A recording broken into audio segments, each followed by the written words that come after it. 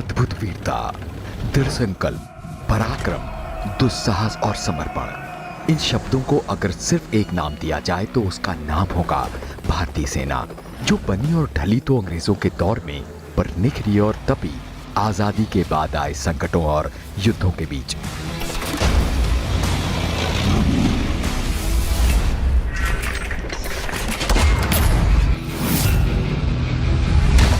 देश की आन बान और शान। हमारे सैनिक ना कड़ी धूप से डरते हैं, ना आंधी से और ना ही किसी आपदा से।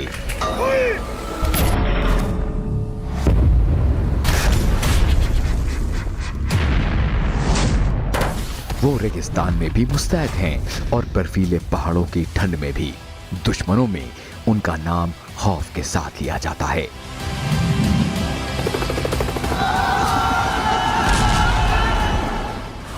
जिनका काम देश की हिफाजत करना, कहीं भी किसी भी कीमत पर।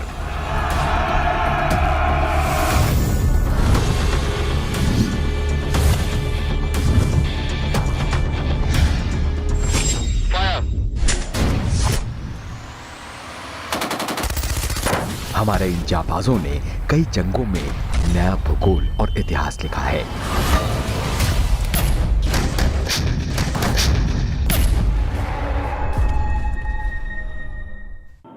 ऐसा ही एक युद्ध लड़ा गया था 1971 में, जिसका औपचारिक ऐलान पाकिस्तान ने 3 दिसंबर को भारत के कई एयरबेसेस पर हवाई हमले करके किया था।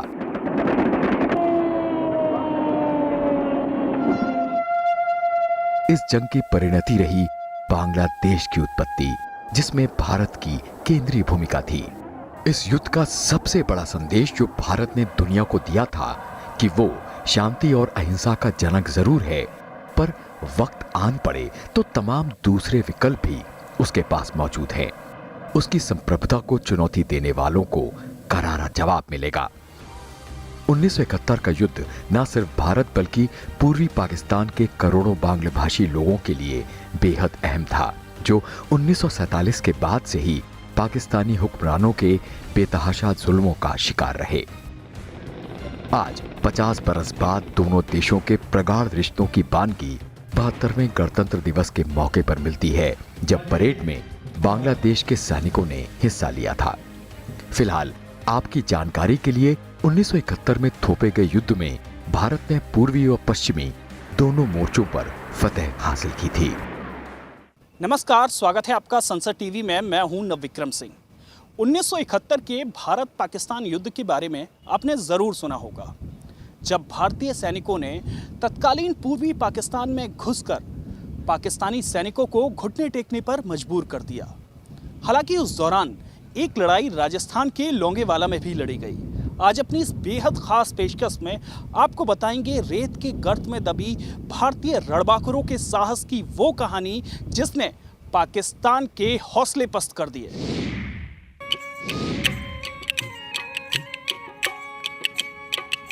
थार के रेगिस्तान में बसा राजस्थान का खूबसूरत शहर जैसलमेर, जो हर बरस लाखों सैलानियों को अपनी ओर खींचता है।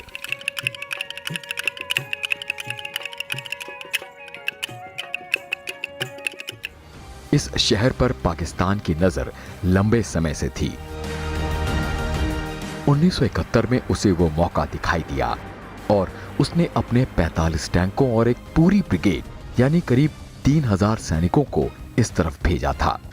दरअसल पूर्वी मोर्चे पर मुक्ति वाहिनी को भारत ने ठोस समर्थन और सहयोग देकर पाकिस्तान की जड़ें कमजोर कर दी थीं।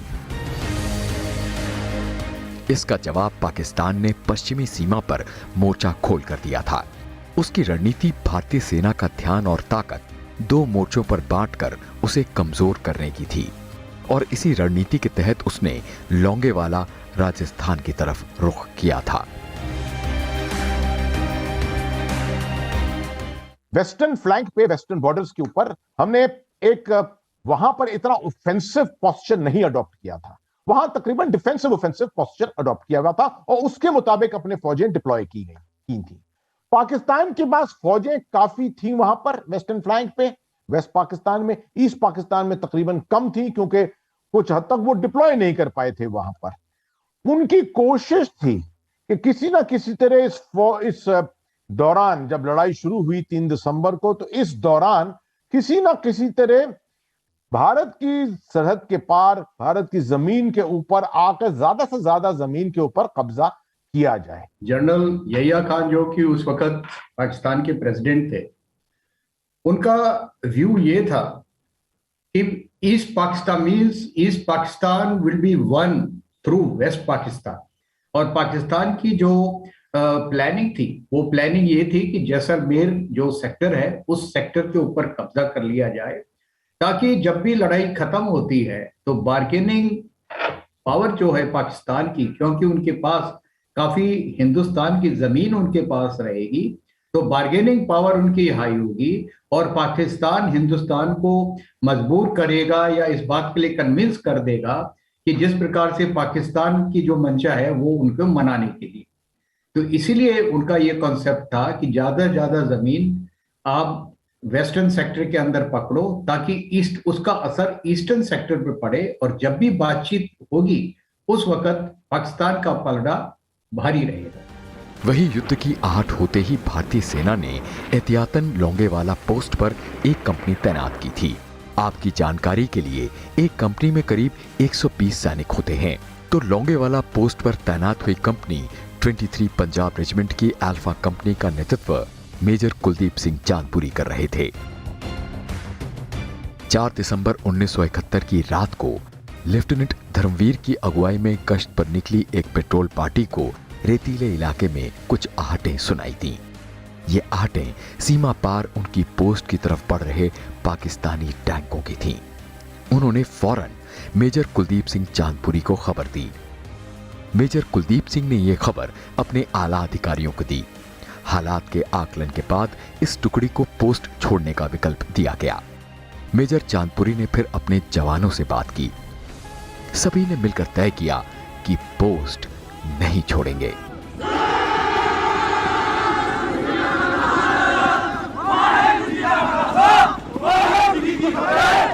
कि ब्रिगेडियर चांदपुरी साहब, उस टाइम मेजर चांदपुरी, कुलदीप सिंह चांदपुरी, उनकी जबरदस्त 23 पंजाब जो थी यूनिट, उनके वहां पर पहुंचने से उनकी कंपनी लगी हुई थी और आरसीएल गन्स के जरिए, recoilless guns, 106 millimetre recoilless guns के जरिए उन्होंने कैसे जो पहली स्ट्रीम आई पाकिस्तानी टैंक्स को, उनको कैसे रोका। लोंगेवाला का बैटल जो था वो एक बहुत अहमियत का बैटल था। इसमें कुलदीप चांदपुरी साहब ने, उनको महावीर चक्र मिला। वहां पर उनकी यूनिट, उनकी कंपनी जो थी, उन्होंने तकरीबन एक पूरे आर्मड ब्रिगेड की स्ट्रेंथ को वहां रोका और एक डिसेप्टिव फॉल्स फ्रंट जिसको कहते हैं वो डिपिक्ट करके और इस हमले को, पाकिस्तान के हमले को जैसलमेर की तरफ बढ़ने से रोका। ये लोंगेवाले के सामने आए, वहां पे एक माइन फील्ड का तार जो दिखा, उस तार को देखते उनके टैंक वहां पे रुक गए। उन्होंने दूर से ही फायरिंग करनी शुरू करी और हमारी आरसीएल गन, जो 2 आरसीएल गन थी उस कंपनी के अंदर, उन आरसीएल गनों से उन्होंने 2-3 टैंक तोड़े और जैसे ही टैंक तोड़े उनका मोरल एकदम डाउन हो गया। उन्होंने काफी बड़ा फ्रंटेज दिखाया था, जिसकी वजह से पाकिस्तान की फौज को लगा कि साहब ये तो बहुत ज्यादा फौज यहाँ पर बैठी हुई है। तो इस प्रकार से और पूरी रात भर वो डटे रहे और जैसे ही सुबह हुई उस वक्त इंडियन एयरफोर्स ने उसने उनकी इतनी तबाही मचाई कि उसको जो टैंकों का जो है उसको ग्रेवयार्ड बोलते हैं, वो टैंक आज भी वहां पे उस इलाके के अंदर पड़े हुए हैं। दूसरी ओर लगातार बढ़ रहा पाकिस्तानी दस्ता इस पोस्ट के आसपास लगे तारों को देखकर बारूदी सुरंग होने की आशंका देखकर रुक गया था। फिर वो आगे बढ़ा और घात लगाए भारतीय सैनिकों की जद में आ गया। दोनों ओर से गोलाबारी शुरू हो गई।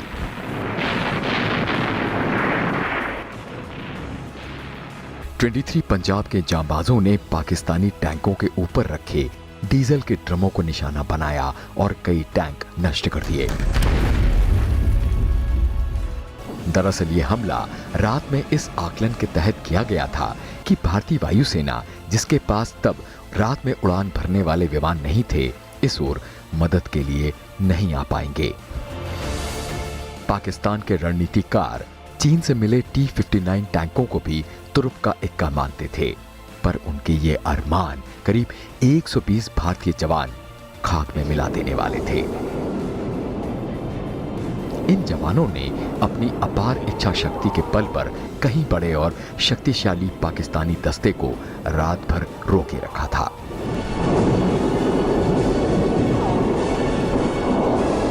इसका लाभ भारतीय वायुसेना को मिला जब भोर निकलने के साथ ही उसके विमानों ने लोंगेवाला में पाकिस्तानी सेना पर हमला कर उसकी रही सही हिम्मत पस्त कर दी थी।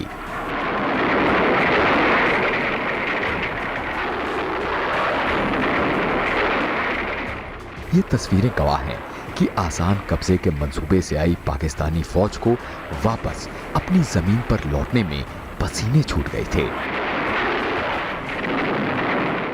देखिए, ये लड़ाई तो पूरे विश्व में जो ट्रेनिंग एकेडमीज में है उनमें पढ़ाई जाती है, क्योंकि यहाँ पर लीडरशिप जो होती है, लीडरशिप का बहुत अहम रोल होता है। उस वक्त मेजर चांदपुरी ने जिस प्रकार की लीडरशिप दिखाई और जिस प्रकार से इंटीग्रेटेड बैटल आर्मी और एयरफोर्स और वहां की जो बीएसएफ है उन्होंने दिखाई, उसकी वजह से पाकिस्तान को मौके खानी पड़ी। और उनको वो क्यों हारे? एक सबसे बड़ा जमीन की जो बनावट है वो, क्योंकि उस इलाके के अंदर रेतीला इलाका है और उस रेतीला इलाके के अंदर जो सड़कें हैं, अगर उन सड़कों के अलावा जो आपकी गाड़ियां हैं वो नहीं चल सकती, तो जितनी भी गाड़ियां हैं वो रोड बाउंड रहेंगी। टैंक भी जो है, टैंक क्योंकि रेत बहुत ही ज्यादा फिसलने वाला है तो वो टैंक उसके अंदर बाउंड डाउन हो जाएंगे। और सबसे बड़ी बात मेरे ख्याल से, और जिस प्रकार से पाकिस्तानी राइटर्स की भी जो उसमें शामिल थे उनकी बात आती है, उनका जो मोराल था वो मोराल इतना हाई नहीं था, उनके अंदर वो जज्बा नहीं था। उनको ऐसा लग रहा था हमको तो आगे धकेल दिया गया है, लेकिन उनका मन उस लड़ाई के अंदर नहीं था। उनकी जो लीडरशिप थी वो लीडरशिप इतनी अच्छी नहीं थी जितनी हमारी इंडिया की कमांडर्स की, जूनियर कमांडर्स की लीडरशिप थी। लोंगेवाला की शिकस्त ने पाकिस्तान की रणनीति और हौसलों को मुकम्मल तौर पर ज़मींदोज़ कर दिया था।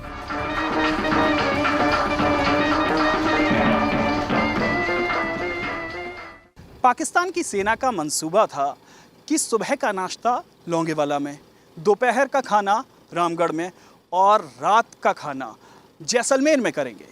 लेकिन उनकी पूरी मंशा को भारतीय सैनिकों ने नेस्तो नाबूद कर दिया और भारत की 1 इंच जमीन पर भी पाकिस्तान के सैनिक कब्जा नहीं कर सके। लोंगेवाला की लड़ाई की खबर सारी दुनिया में आश्चर्य के साथ देखी सुनी गई थी। वीरता की इस अनूठी मिसाल ने दुनिया भर के युद्ध विशेषज्ञों को हैरत में डाल दिया था।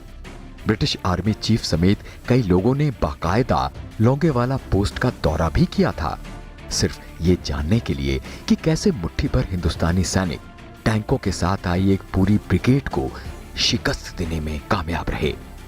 लोंगेवाला की लड़ाई देश के ही नहीं बल्कि दुनिया के युद्ध इतिहास का एक स्वर्णिम अध्याय है। जैसलमेर निवासी भैरव सिंह शेखावत ने उस रात हुई आर पार की लड़ाई में हिस्सा लिया था। 1971 के लोंगेवाला के युद्ध में एक अहम भूमिका निभाने वाले भैरव सिंह जी हमारे साथ हैं। आइए जानते हैं उनसे 1971 के युद्ध के बारे में। सर, 1971 के युद्ध, क्योंकि आप उसके गवाह रहे हैं, किस तरीके का माहौल था, किस तरीके की तैयारी थी भारतीय सेना का, और जिस तरीके से कोऑर्डिनेशन किस तरीके से था एयरफोर्स का, बीएसएफ का और सेना का? मैं उस वक्त सन 71 के टाइम पर लोंगेवाला पोस्ट पर तैनात था और वहाँ पर 2-3 दिन लड़ाई शुरू हुई। 2-3 दिन पहले आर्मी 23 पंजाब के साथ में अटैच हो गया था और 23 पंजाब की टुकड़ी को मैंने पूरा बॉर्डर रेकी करवाया और पूरे बॉर्डर की जांच दी उनको।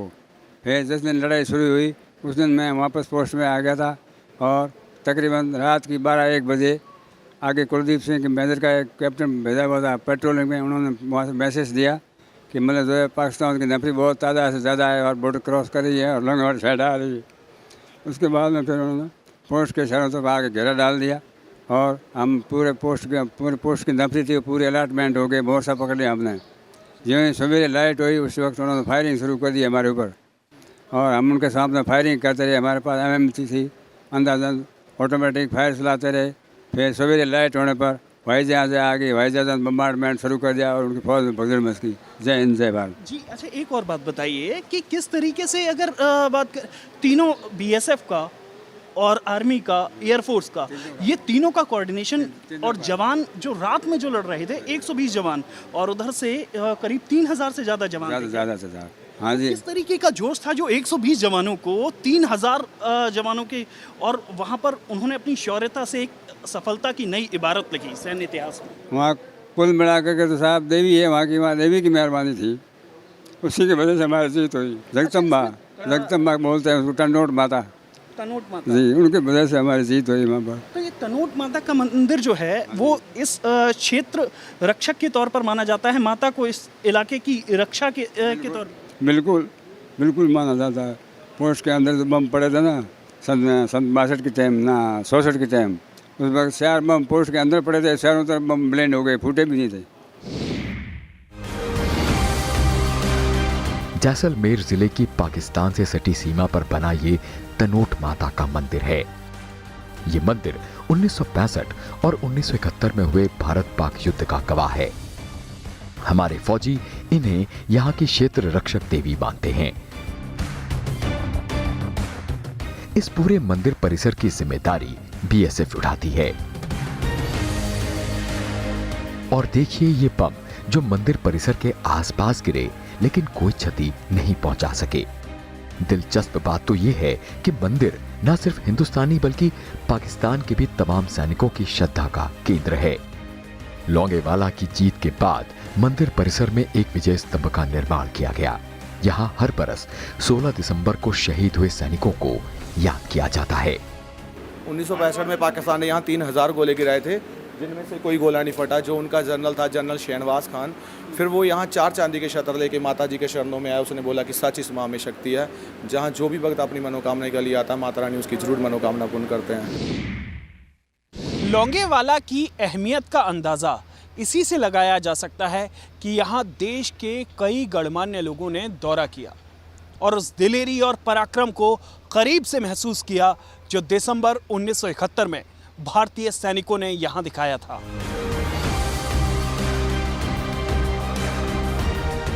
हाल ही में उपराष्ट्रपति वेंकैया नायडू ने लौंगेवाला का दौरा किया, जहां मेजर जनरल अजीत सिंह गहलोत ने इन्हें उस ऐतिहासिक युद्ध की जानकारी दी।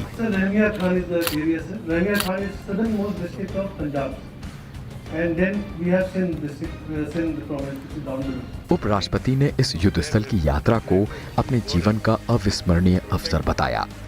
इन्होंने लिखा कि भारत पाकिस्तान सीमा के पास थार रेगिस्तान में रेत के टीले पर खड़े होकर उस भीषण युद्ध की गाथा सुनना मेरी स्मृति में हमेशा के लिए अंकित हो गया है। अपनी जैसलमेर यात्रा के दौरान उपराष्ट्रपति वॉर म्यूजियम भी पहुंचे और शहीदों को पुष्पचक्र अर्पित किए। लौंगेवाला हॉल में युद्ध से जुड़ी स्मृतियां भी देखीं।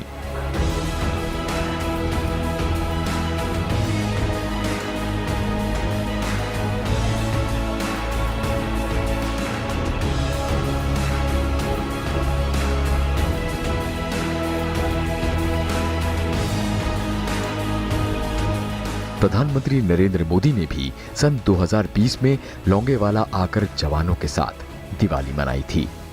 भारत माता की जय! भारत माता की जय! भारत माता की जय! जवानों को संबोधित करते हुए इन्होंने 130 करोड़ देशवासियों की तरफ से सैनिकों को दीपावली की बधाई दी थी।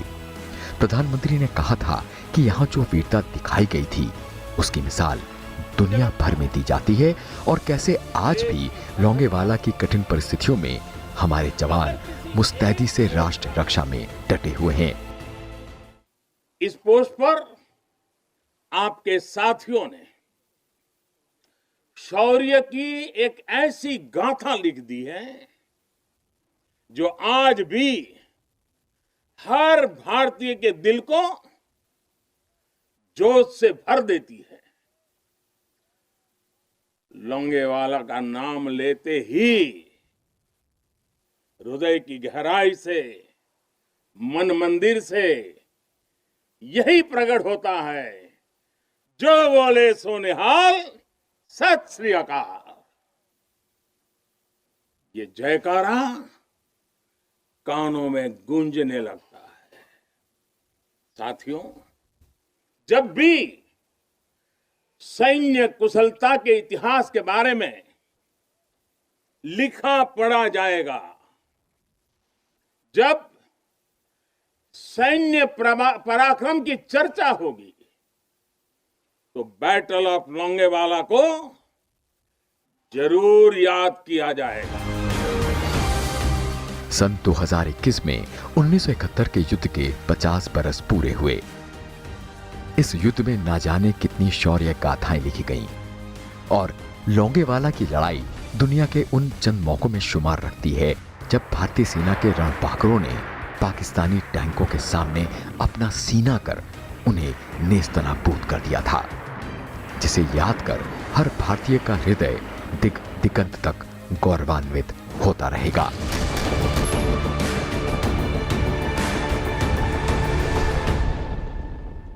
लोंगेवाला की इस लड़ाई पर हमारी इस खास पेशकश में इतना ही। मुझे दीजिए इजाजत। आप देखते रहिए संसद टीवी।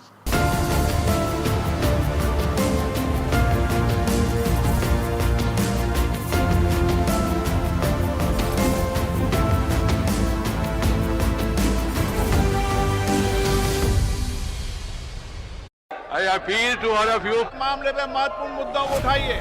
मैं आपकी